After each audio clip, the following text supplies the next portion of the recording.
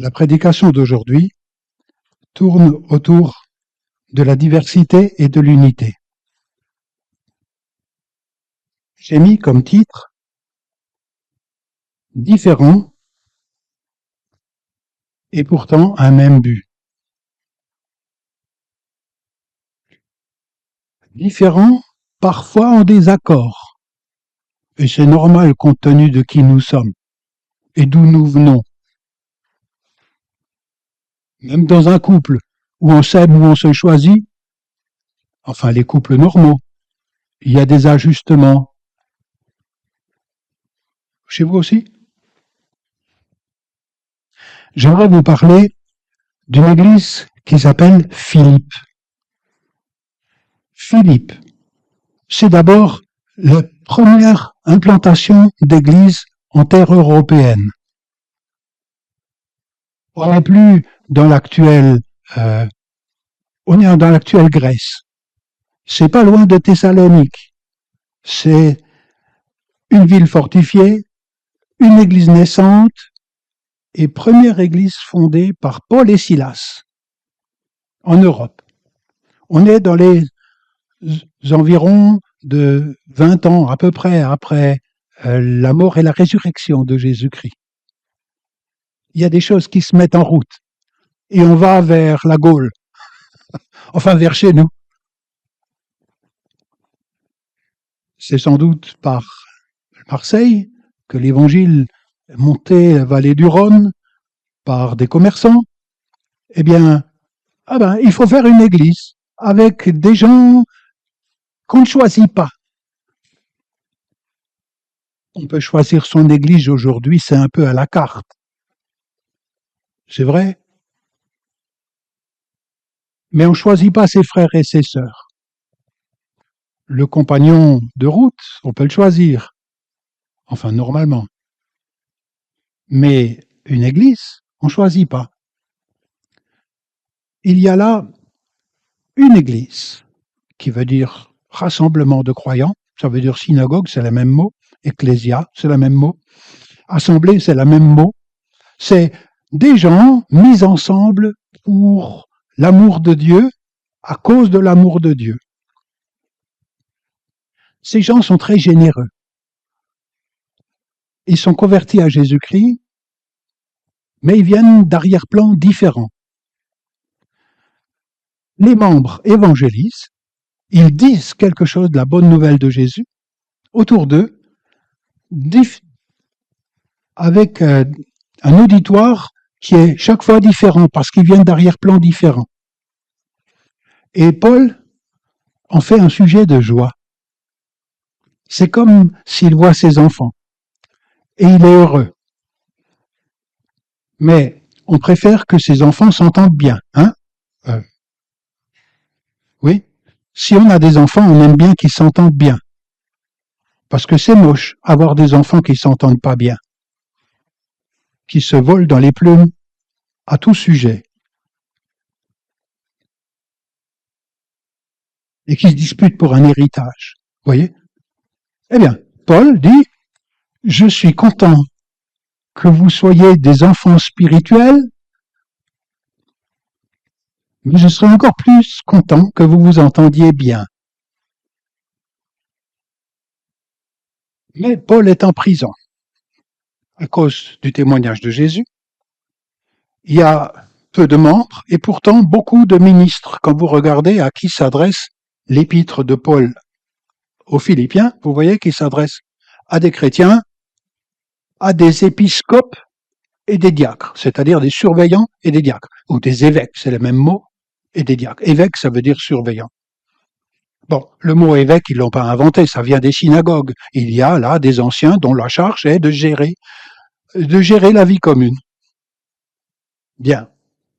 Maintenant, j'ai focalisé sur un passage biblique que j'aimerais bien que nous recevions comme une parole du Seigneur pour nous aussi, qui vivons diversité, comme toutes les églises aujourd'hui, et par le passé quelque part aussi.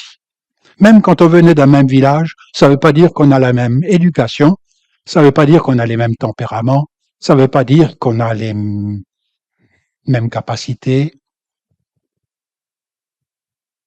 Je lis avec vous dans la lettre de Paul écrite aux Philippiens. Je lis avec vous au chapitre 2 des Philippiens et 5 versets. J'ai mis comme titre « Si c'est pas du bluff », ou vous allez voir pourquoi je mets comme titre à ce passage. S'il y a un appel en Christ,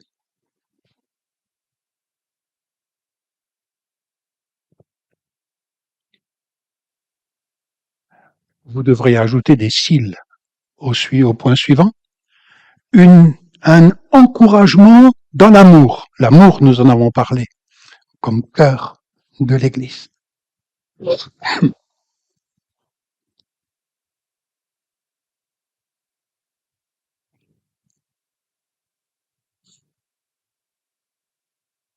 Un encouragement dans l'amour.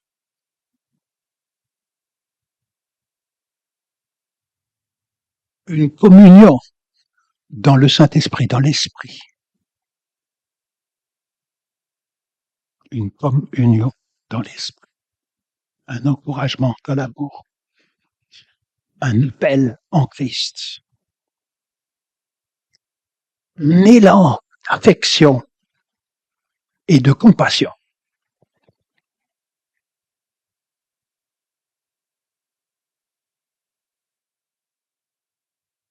Vous voyez, si c'est pas du bluff qu'il y a un appel en Christ. J'ai mis, si c'est pas du bluff. D'accord? C'est ce que vit cette Église. Ils ont goûté à ça. Ils ont goûté à l'appel en Christ. Ils n'ont pas grand-chose de commun, mais ça, ils l'ont en commun. L'appel en Christ. C'est deux tout petits mots, en Christ. Mais c'est tout un programme de vie. Donc, stage dans une église. Le trésor d'une église, c'est le Christ.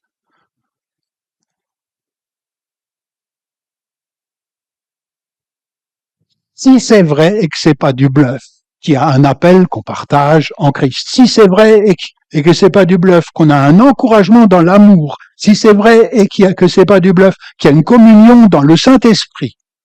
Si c'est vrai et que c'est pas du bluff, qu'il y a un élan d'affection et de compassion. Alors, c'est moi qui ai mis en gras, hein. Le alors, c'est clé dans sa phrase. Alors, comblez ma joie en vivant en plein accord, dit l'apôtre Paul.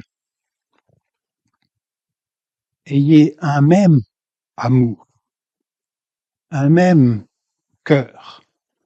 Recherchez l'unité. Ne faites rien par rivalité, rien par gloriole, mais avec humilité, considérez les autres comme supérieurs à vous.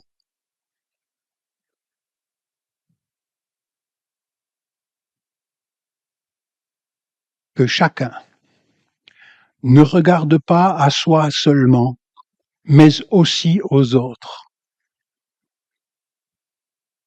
L'autre. Les autres.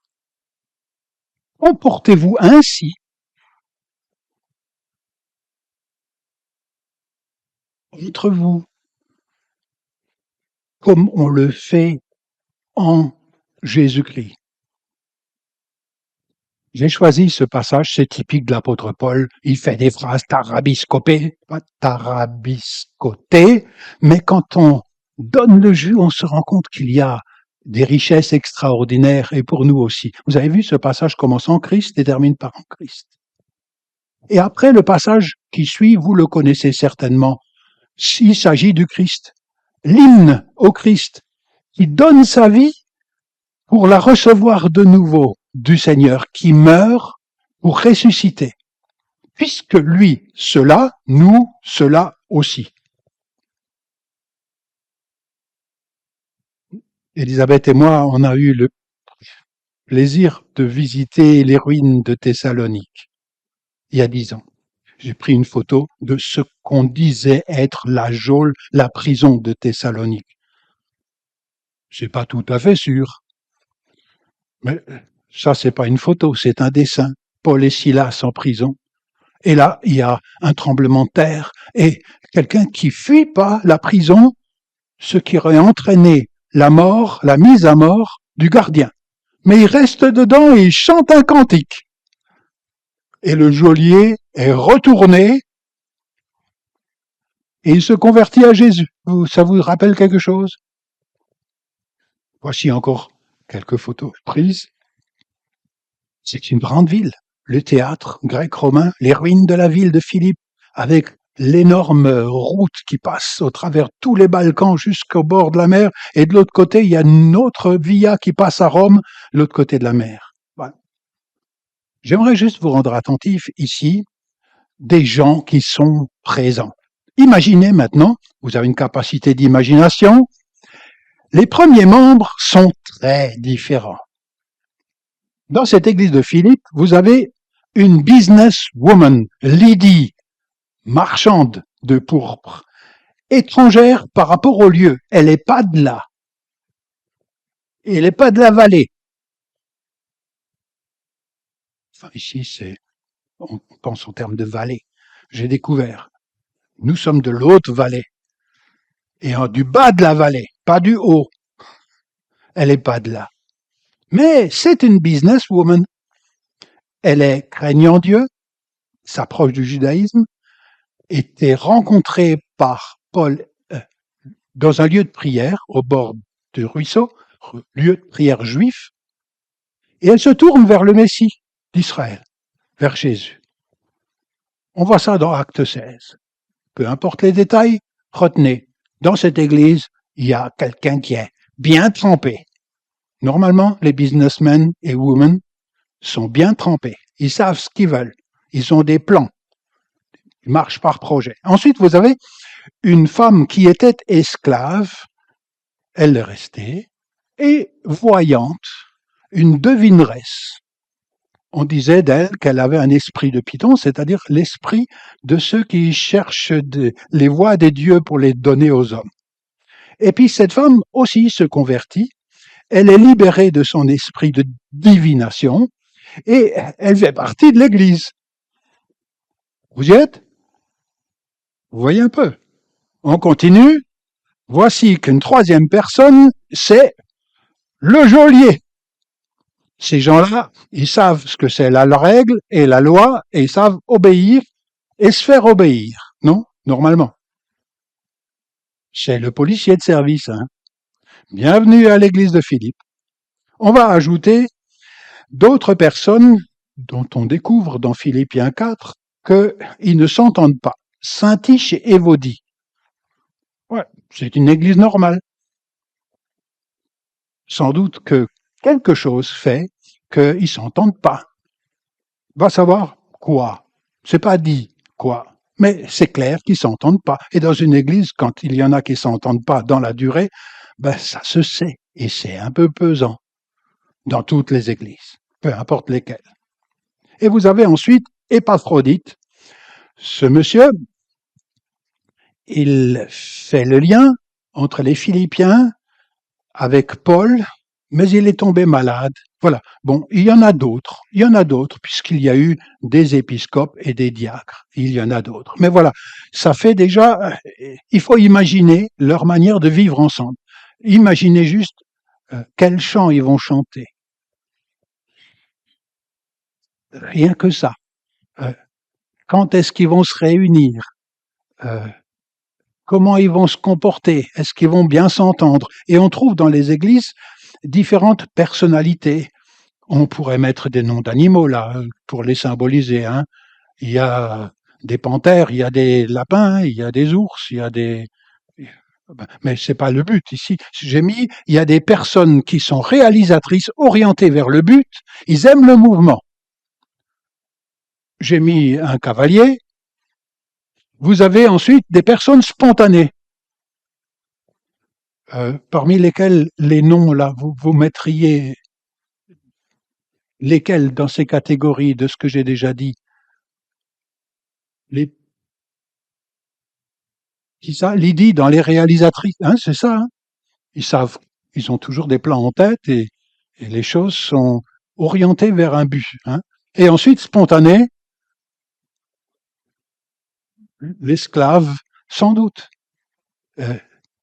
Moi, ce qui me vient tout de suite, c'est ma vérité. Je fais pas de plan, je sais pas, je suis un intuitif, une intuitive. Vous avez ensuite des personnes relationnelles, sans doute épaphrodites, ou quelques-uns, il faut l'espérer, des évêques ou anciens, c'est des synonymes. Hein. Vous avez des personnes ordonnées, orientées vers le devoir. Et là, c'est plutôt le geôlier. Hein. Et chacune d'elles ont leur arrière-plan, ce qui se fait pas, et comment on doit faire et comment on doit pas faire. Tout ça, dans la diversité, ce sont des sujets de friction. Même dans un couple, hein. Ce qui se fait et ce qui se fait pas, c'est pas tout de suite acquis que c'est la même opinion. Ce qui se fait et ce qui se fait pas. Est-ce qu'on invite les parents? Est-ce que on invite, est-ce que, à quelle occasion, comment on élève? Qu'est-ce que c'est que être poli? Qu'est-ce que c'est? Tout ça, ça fait que ce sont des églises, mais c'est pas parce que on est tourné vers le Seigneur à une conversion initiale que tout ça s'ajuste automatiquement. C'est la raison pour laquelle il dit mettez un comble à ma joie. Souvenez-vous du passage. On l'a vu ici. En vivant en plein accord, ayez un même amour, un même cœur, recherchez l'unité. Ça veut dire que c'est pas acquis comme ça du jour au lendemain. Ne faites rien par rivalité. Ça veut dire qu'on peut chercher une unité par rivalité, c'est-à-dire moi contre l'autre. C'est ça, c'est aussi une rivalité. Imaginez-vous que le geôlier soit le berger. Ben, il y en a qui seraient pas trop contents de sa manière de faire par rapport, les intuitifs seront peut-être pas tout à fait d'accord, et les personnes qui aiment les projets. Lui, il aime l'ordre et surtout pas de discussion et pas que ça bouge de trop. Vous saisissez?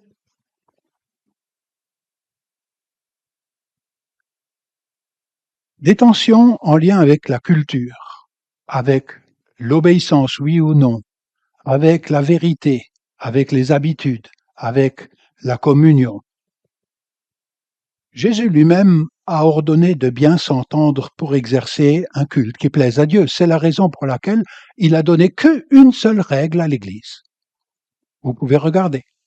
Jésus n'a donné qu'une seule règle à l'Église.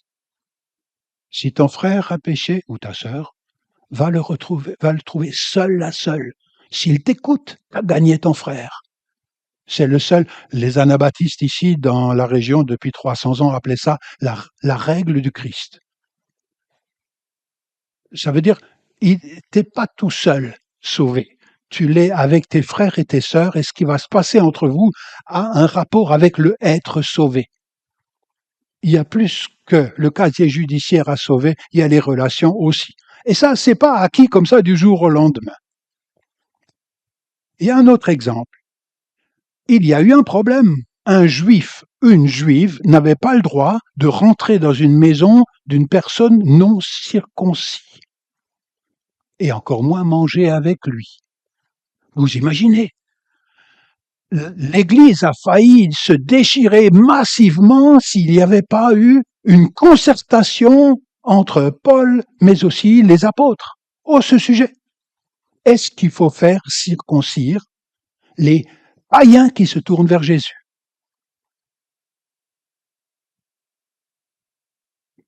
Qui est-ce qui est pour, qui est-ce qui est contre? C'est trop tard. Eh bien, ils ont décidé que non. Et qu'un juif, une juive, pouvait célébrer le Messie avec des non-juifs qui ne sont pas circoncis. Mais il y a quelques autres règles. Et ça, vous trouvez dans ce lieu qui s'appelle un synode, qui s'appelle un lieu de concertation dans Actes chapitre 15. C'est important qu'on se parle. Et là, tout le monde était penché en avant. Qu'est-ce que le Saint-Esprit est en train de faire? En ajoutant des gens qui ne sont pas d'origine juive à la synagogue de Jésus, à l'église. Donc il y a ceci. On s'est parlé, on s'est écouté. Ensuite, il y a dans le Nouveau Testament, il y a des gens qui n'ont pas été acceptés, qui ont été repoussés de l'Église. Et les critères que l'on a, c'est quand quelqu'un confesse juste un Jésus au ciel, mais pas un Jésus venu dans la chair, un Jésus réel, un Jésus qui a vécu. Il n'est pas accepté dans une église, on trouve ça dans les épîtres de Jean, ou quelqu'un qui persiste dans un péché notoire sans changer d'attitude, ou sans demander pardon. Quelqu'un qui persiste là-dedans peut être, momentanément, il faut l'espérer, exclu de la communion de l'église, à contre-cœur, mais pas tout de suite. Parce que j'ai envie qu'il parte. Non, non, non, non. C'est tout un processus. Ou alors, vous avez ceux qui provoquent des divisions au sein de l'Église. Vous avez aussi, à un moment donné, pour les gens qui aiment la discipline, vous savez, ce qui est propre, les dedans, dehors. Et ça existe aussi, hein. Le policier risque de faire ça. Des conseils dans l'Église, en disant, dans la discipline, n'allez pas trop loin, les amis. N'allez pas trop loin, n'oubliez pas le but. Le but. Le but, c'est important. Je vous mets ce passage. Écoutez, voilà, qu'on peut se relever après une chute. Compte tenu de qui on est, eh ben, c'est possible de renier sa foi par un comportement moral, momentanément. Mais je trouve aussi ceci. Le blâme que lui a infligé la majorité d'entre vous par rapport à une situation, peu importe laquelle maintenant, un blâme. Peut-être parce qu'il a cogné sa femme, peut-être parce qu'il a cogné son mari, je sais pas, c'est plus rare. Peut-être parce que il a volé, peut-être parce qu'il a trompé son conjoint, peut-être parce qu'il est devenu égoïste et n'a plus du tout de la générosité du Seigneur économiquement. Peu importe pourquoi. Et le blâme que lui a infligé la majorité d'entre vous est suffisant pour cet homme. Un blâme. Aussi devriez-vous à présent lui accorder votre pardon. Pourquoi est-ce que c'est possible que Paul dise ça à des Corinthiens, sinon parce qu'il y a là-dedans un parti de gens qui aiment bien être du bon côté des choses et de rejeter ce qui les dérange. De trop. Accordez votre pardon et le réconfortez. Vous aussi, vous avez besoin d'être réconforté parfois, frères et sœurs. Encouragé, réconforté. Moi aussi. Il a besoin d'être réconforté, afin qu'il ne soit pas accablé par une tristesse excessive. Je vous engage donc à lui témoigner de l'amour. Ce passage, je suis heureux qu'il soit aussi dans notre Bible. Jusqu'à quand ça suffit? On a parlé, on a dit. Au fait, qu'est-ce qui fait changer le comportement chez quelqu'un? C'est une bonne question. Nous sommes divers. Unité de cœur, mais pas uniformité. Ça, on l'a vu. C'est vrai ici à Bourg-Bruche aussi. L'unité de cœur, mais pas uniformité. On vient avec des repères différents.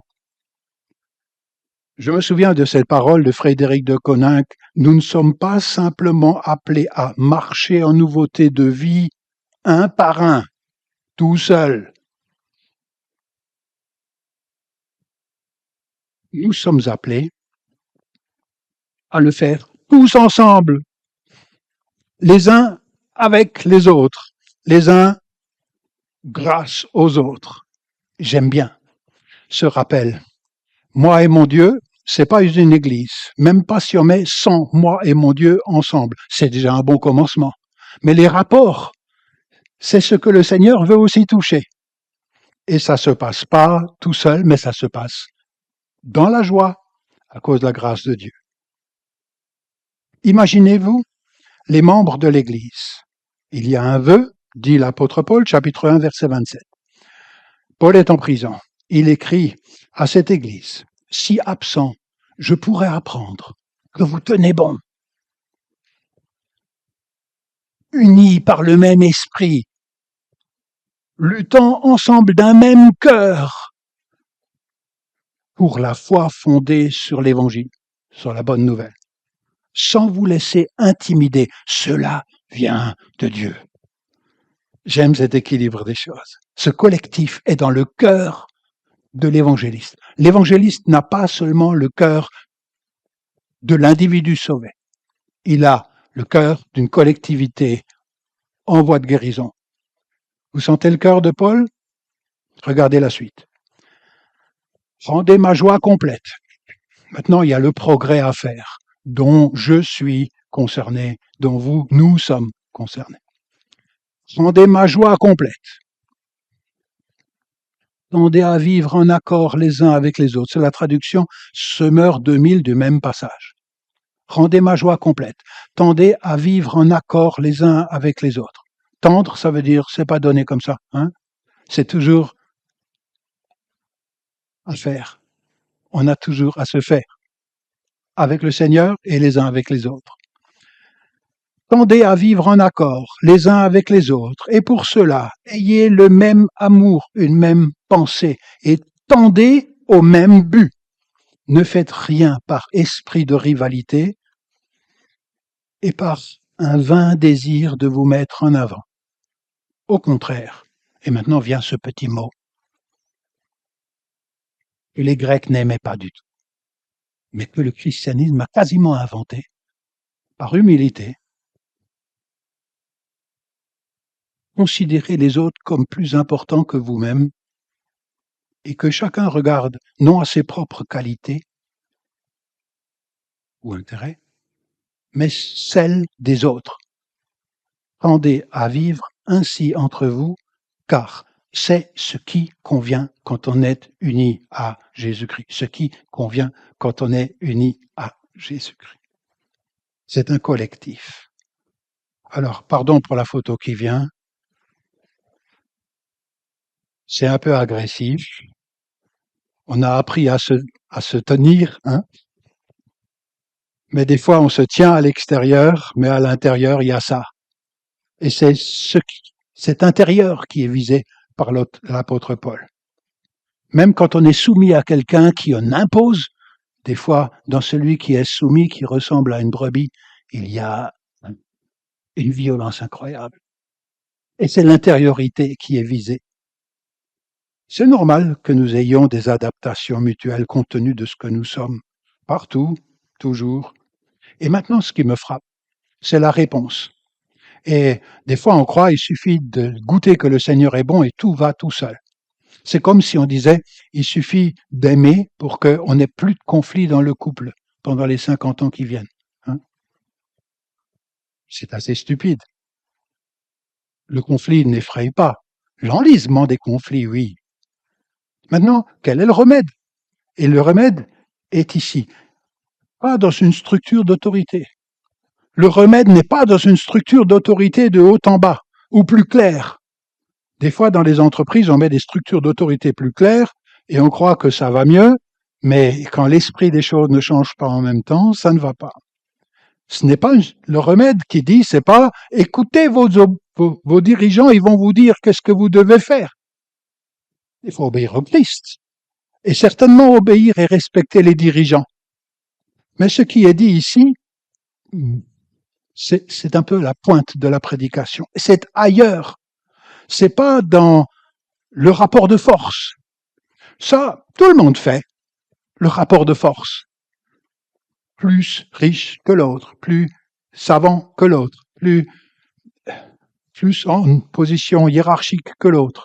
Ça, c'est facile, mais dans une église, il n'en est pas ainsi. Si je regarde le remède proposé, c'est ailleurs. Et c'est la fin de ce passage. La clé, c'est ajuster sur Jésus-Christ, notre Maître. Maintenant, nous allons juste un petit peu réfléchir à cet ajustement sur Jésus-Christ. Qu'est-ce que ça change dans les rapports mutuels et les conflits qui peuvent exister d'opinion pour que l'Église ne ressemble pas à mon caractère, à moi? On a toujours un peu la théologie de son caractère. Je sais très bien. Je sais très bien. Un prédicateur nounours va prêcher comme un nounours. Un prédicateur tigre va prêcher comme un tigre. Enfin, on aura toujours tendance. Mais c'est pas une raison, si le Christ est au milieu, que ces choses-là ne soient pas tempérées, réorientées. Si vous regardez la suite de ce passage, il est dit ici, ce n'est pas ainsi que l'on fait en Jésus-Christ. Qu'est-ce qu'on fait en Jésus-Christ? Ou qu'est-ce qu'a fait Jésus-Christ? Ici, on voit que l'exemple développé, qu'on ne lit pas maintenant, mais vous pouvez lire chez vous, à partir du verset 6 de Philippiens 2, c'est tout un déploiement de ce qu'a fait Jésus-Christ. Il s'est abaissé, c'est l'humilité. Pourquoi il s'est abaissé? Pour aimer. Dites-moi des personnes qu'il a aimées et qu'il aurait pu renvoyer, lui, du fait qu'il est le seul juste. Dites-moi des personnes qu'il a aimées et qu'il a changées. Dites-moi juste quelques exemples. Quelques exemples. Allez, révision générale du Nouveau Testament. Zachée. Il n'était pas aimé, ce gars, par les Juifs. C'était un collabo, hein. Il l'a transformé quelque part. Je veux demeurer... Donnez-moi d'autres exemples. Marie de Madeleine. Ah, c'est pas possible de la... On ne dit pas qu'ils s'assemblent, se ressemblent. Donc si je m'assemble avec elle, je vais... Vous saisissez? Alors, d'autres. La Samaritaine. Eh oui, donne-moi de cette eau. Toi qui es juif, tu me parles à moi qui suis la secte, hein? Ouais, les Samaritains. Donnez-moi d'autres. Pierre. Et comment il l'a aimé jusqu'au bout, même quand Pierre l'a renié, hein? Vous donnez d'autres exemples? Le larron sur la croix. Donc, qu'est-ce que c'est que cette humilité, sinon une humilité d'amour? Une humilité en faveur du prochain. Nous avons des humilités en ma faveur, et alors même l'humilité commence à pourrir. Mais quand c'est une humilité de l'abaissement pour aimer, c'est ce qu'a fait le Christ. Quand il dit, ce n'est pas ainsi qu'on se comporte en Christ, quand vous cliquez dessus, c'est l'autre qui a de la place. Ça s'appelle de l'amour, oui, mais de l'autre a de la place. Et c'est la raison pour laquelle Paul leur dit, mes amis, laissez-vous imprégner par Jésus-Christ aussi dans vos rapports mutuels où l'autre est important. S'abaissant, nous dit Paul aux Philippiens, il a été élevé.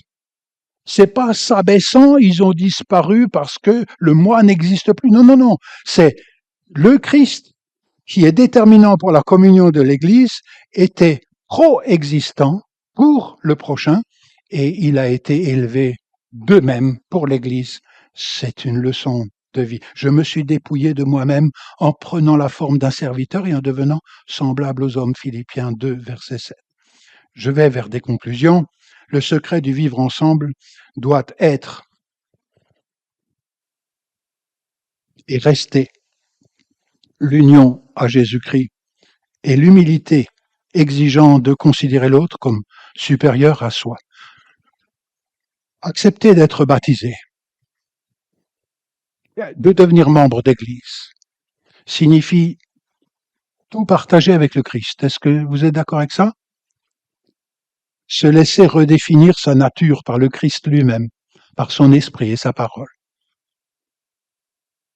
Non seulement la puissance de sa résurrection, mais aussi la communion à ses souffrances aimantes en faveur du prochain. Si tu reviens à moi, disait déjà le prophète Jérémie, chapitre 15, verset 19, tu vas être réhabilité et tu vas être en mesure de réhabiliter. Si tu reviens à moi, je te rétablirai. Dit Dieu par Jérémie à l'adultère Israël. Israël était comme Marie-Madeleine. Et Dieu l'a réhabilité. Il n'a pas repoussé l'adultère Israël. Vous avez ça? Ça peut être l'adultère Église ou l'adultère Claude. Tu pourras te tenir à mon service si ce qui est précieux te le sépare de ce qui est vulgaire. Tu seras mon porte-parole. Donc, en Christ, c'est pas ainsi que l'on fait en Christ, c'est l'équivalent de celles qui ont été en Christ. Que le Saint-Esprit applique ceci dans nos situations et qu'il améliore nos relations, qu'il les rende belles et qu'il touche toutes les relations. Je résume, tendez à vivre en accord, c'est toujours à poursuivre. Pour cela, je ne peux pas avoir raison dans mon coin tout seul. Il faut se parler, discrètement, mais il faut surtout se considérer avant de se parler. Se considérer avant de se parler, et quelqu'un disait cette parole tellement juste que ça se mérite. On doit gagner le droit de reprendre nos frères et nos sœurs en leur montrant par notre amour qu'ils peuvent nous faire confiance, même quand nous leur disons quelque chose qui peut être désagréable. Ça veut dire quoi? Que cette relation de confiance, elle doit être là, elle doit être le but de notre vie, quelque chose à cultiver. Ayez le même amour, une même pensée qui doit être rafraîchie dans nos vies aussi, dans nos couples, dans nos relations, et tendez au même but. C'est quoi le but? Dans Philippiens 1 et dans Philippiens 2, il est question du jour du Christ. Le but, c'est déjà, en attendant la communion vécue, concrète, mais c'est aussi un jour cette ville collective à laquelle nous participons, que dans cette ville collective qui est la Jérusalem céleste, à laquelle nous participerons quand ça viendra sur la terre, nous trouve entraînés à vivre cette communion concrète. Le même but, ce que Jésus veut et qu'il va introduire. Entre-temps, voici le résumé de ce que j'ai souligné. Notre fille, Marie-Noël, a dit des fois, et je prends une phrase qui résume bien, marcher à la fois dans un esprit de vérité et dans un esprit d'amour. Tout en gardant les yeux fixés sur le Christ est un exercice d'équilibriste. Que le Seigneur nous rende maîtres dans cet esprit d'équilibre. Mais on est souvent transformé en conversant dans la bienveillance. Je donne pas cher à une église aujourd'hui où les gens viennent de partout et où on se parle plus. Je donne pas cher, où on ne se déplace plus pour faire une visite, pour s'expliquer, pour accorder nos violons. Je pense que c'est important. Converger vers le Christ et son règne unifie véritablement dans les différences. Que ceci et notre vécu anticipent ce moment, ce jour important de la venue du Christ, où nous serons ensemble avec lui. Voici la bénédiction clôture ce message dans Philippiens 4, je l'ai pris là-bas. La paix de Dieu qui surpasse tout calcul gardera vos cœurs et vos pensées en Jésus-Christ. Ce que vous avez appris, reçu, entendu de moi, dit l'apôtre Paul, observez en moi, tout cela, mettez-le en pratique, et le Dieu de paix sera avec vous. Amen.